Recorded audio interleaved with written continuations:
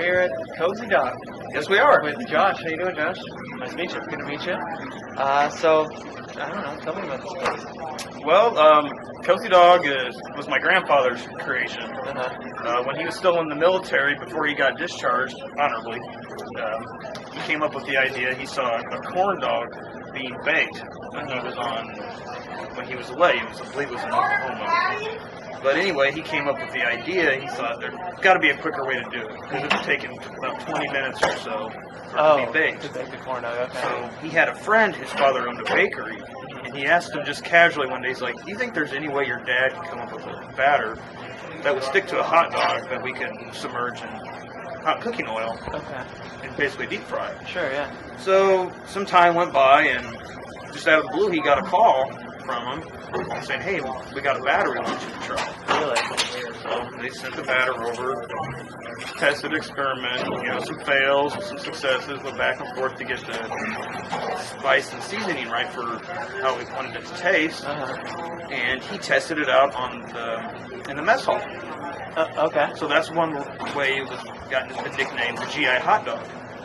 Okay. So he was testing it out on the fellow troops and whatnot. It was a big hit. They were serving it on little cocktail forks, just cut up dogs. And when he finally got discharged, he started to pursue it and opened up little, what I like to call cozy huts. Okay. They were just like I don't know what was 10 by 10, just little square stands. People walk up, order, walk away. There's no dining room or anything. Yeah, right. Similar to like a stand you'd see at a fair, but they were actually located throughout Springfield. I believe there was 3 at one time. And that worked out well for the first year or so. And around 1950, he opened up the first cozy restaurant, which was the Cozy Drive-In, which would be the same place you're at now. Okay. Except it was located about 200 feet to the south of us. Okay. Where Walgreens was. Okay. We had this building put up in 1996 because the original building, which you can see in this photo here. Oh, cool. That's my grandfather with the gentleman that owned the Dairy Queen. Forgive me, his name's slipping my mind right now. That's all right. But those two buildings were actually separate, and over time, they added this dining area in between them. And if you can, it's kind of hard to tell, but it's not enclosed there. It just has a covering. This is all open there. But after all the years and whatnot went by, it evolved into this building right here. So this building is the same building as that. Oh, really? Okay. It's just, it was modified and added on to about 2 or 3 different times. He came up with the idea, he thought he would add a banquet room upstairs, having parties and whatnot. Yeah, sure. Well, that never worked. That just turned into storage. Okay. But, so, that building lasted till about 1996. Walgreens was interested in buying the Dairy Queen house. So right now you've got 2 people in a handshake building that are sharing it. Right. So there's no paperwork, because back then, everything was a handshake deal. Yeah. So, they worked out a deal with us where they would help us erect this building, which we're in right now. Okay. So they bought this land. We have the Abraham Hotel, which was another old attraction. Oh, really? But it had gone out of business, run down, it needed to go. So they bought that, built us this shell of a building, which we finished, and then they did a title deed swap. So they got that half, and we got this half, which basically helped us stay alive and keep going. Yeah, very cool if they did that. Which we might not be here if that deal hadn't come. Yeah, right. It's very expensive to build up a commercial lot, redo a whole building. Yeah, so this is a pretty new building. It is a new building. I keep telling myself that, even though it's 20 years old now. Yeah, right. And here's some old photographs to show you kind of the progress. This was when it all started. So this was the Abe Lincoln Motel. Okay. And there's an old pool here that was filled in and kind of had a horseshoe layout. And there's our old restaurant right here and our sign. And as it goes through, this was about May. My dad took all these photos, by the way. You see, they got our shell up here. This section of the motel's gone. And our building's still here. And then just progress down. We weren't wide open yet. Or we had just opened. It was somewhere in June, July when we open. But that's kind of the progression to show you how we moved. And you still got the original sign from there. We just kind of moved over. Yeah. So, yeah, as you come in, our place is full of old collectibles, just antiques, neat things. Yeah, it's awesome. A lot of people, even I don't even know what half the bucket here is. You're right. There's whatchamacallits labeled around to some places, but we came up, we have this little corner here, which we kind of refer to as our little museum. Right? It's got some pieces of artwork. It shows how our cozy dog hands are. You get my Halloween decoration anyway here. So, Ed, which is my grandfather, you can see here him whittling away. He was always doing something, coming up with ideas, how to improve something, or just how to do something. So this is the rack that these two versions are what we use today. That was the final versions he came up with. Okay. He started with clothespins. Up here on it, you can see it's just bolts between two pieces of stainless steel. Yeah.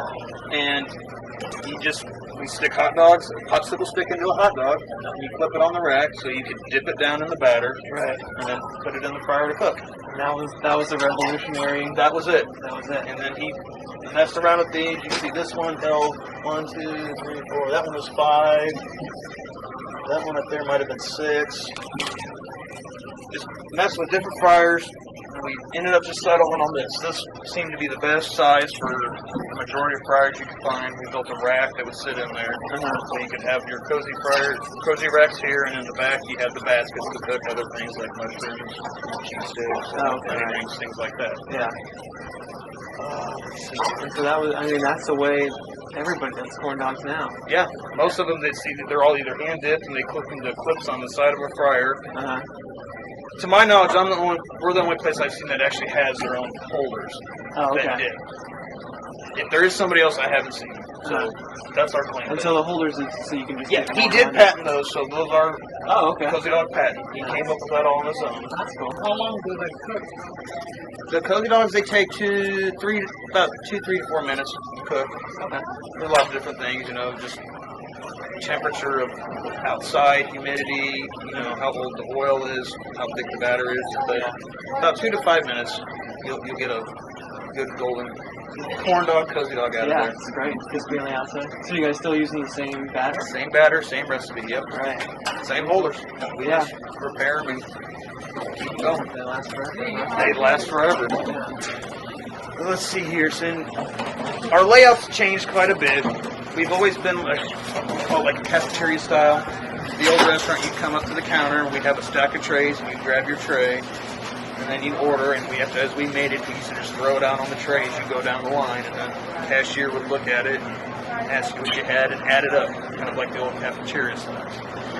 Well, times changed. We had to modernize, because the public, they forget about things like that. If we tried to do that type of process now, none of the new generation would know anything of what we're talking about. They're used to you tell them what you want and you hand them a tray with the food on it. Yeah. So we've evolved to that.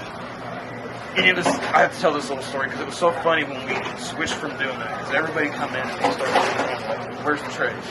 Where's the trays we grabbed? It's like, well, we hide them back here now. But we still do all the cooking up front, as you guys probably saw when you came in. Mm-hmm. Come up, order at the counter. We cook it right as you're ordering. We try to have it ready by the time you pay if we can. If not, it comes out right afterwards. Quick, yeah. As you can see, there's tons of memorabilia, stories around. Do you make the batter yourself here, or do you have that? We have a mix plant up outside of Chicago, southern Beecher, Illinois, that mixes it up for us. And we go through 700 plus bags a year, not just for us, but we sell it wholesale to traveling carnivals, but the vendors at carnivals and fairs and whatnot. Oh, okay. Wow, nice. Yes, and I have 3 or 4 big customers up in Canada. We ship 300 to 400 bags a year up to Canada. Oh, wow. And it's their big hit up in Canada now too. Yeah, sure. And then you know this guy, huh? Yes, that's my Uncle Bob. That's your uncle, huh? Yes, there's pictures of him here. There's a John Steinbeck Award. Bob was a traveling hippie artist. We saw his bus. Were you up in Pontiac? Yeah. Yep. Yesterday we saw it, I think. Yeah. So you saw the big school bus. Yeah, the school bus. The microbus was gone, right? Yeah, we did see the microbus. Is that around still? Yeah. Where's that at? It's in Springfield right now. Oh, it is, really? Yep. There's a Route 66 festival this weekend.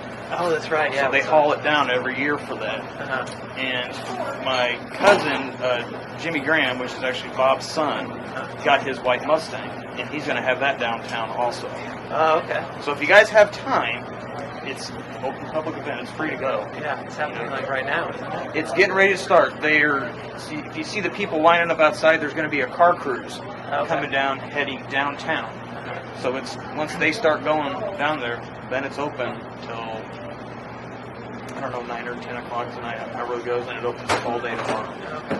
So if you're interested in seeing that, it's downtown. Yeah, no, that's very cool. So if you guys have time, you should definitely try to go check it out. Yeah, we definitely will. My dad's down there with Bob's artwork. Since Bob passed away, my dad he's the one kept his artwork alive. Really? Basically trying to keep it printing, keep all the places along Route 66 stocked. And he'll be down there, telling stories and got catalogs of his stuff. People want to order it. Oh, cool. Yeah, we'll have to go check that out. Yeah. And then, so now have you taken over? I have taken over. I took over in 2013. I bought my mom out. She retired, and she's happy to be retired. Right, sure. And I've been doing it since 2013. Wow, cool. Just chugging along, fighting through all the fun things our world throws at us with COVID and all that fun jazz. So, but we're still going. We're going good. Cool. Are there any future plans, or just keep this place open? Future plans is just to keep it going and running. Cool. I've I've added a homemade white cheese sauce that I came up with using our cozy flour and our cozy grill salt and other spices. So I came up with that as our own little recipe we added to the menu. And then last year we started doing cheese on a stick with our cozy batter, and that's been a big hit. So I could take claim for those two things as expansions. But yeah, heck yeah. Other than that, it's just keep it going. Try to keep it as old school feel as you can. Yeah, no. But staying competitive and my goal is just to keep a nice, fun environment for everybody to come in. Just kind of cut loose and relax. Yeah. Well, no, it feels great in here. You got good prices. It's great. Well, thanks. It's awesome. That's so much to look at, isn't there? Yeah. Yeah, it's a great place to sit. So. Cool. Well, thanks for showing us around. No problem. I mean, if you guys have any other questions. All right. Well, thanks again to Josh Waldmire and Cozy Dog for showing us around and giving us that tour. Thank you for watching this. Sorry, that was a kind of a bit of a rough interview. I'm still kind of learning how to get it all right and get the audio and video all set up. But hopefully we'll be getting better here. But thanks for watching anyway. If you want more Route 66 information, I got a whole kind of Route 66 series. Did the whole thing, of course we did the whole thing. So I got that in a link to all those videos in the description, and you could check out visiting66.com for a ton more information, and a Google map with a bunch of places to stop and things to see. It's pretty handy.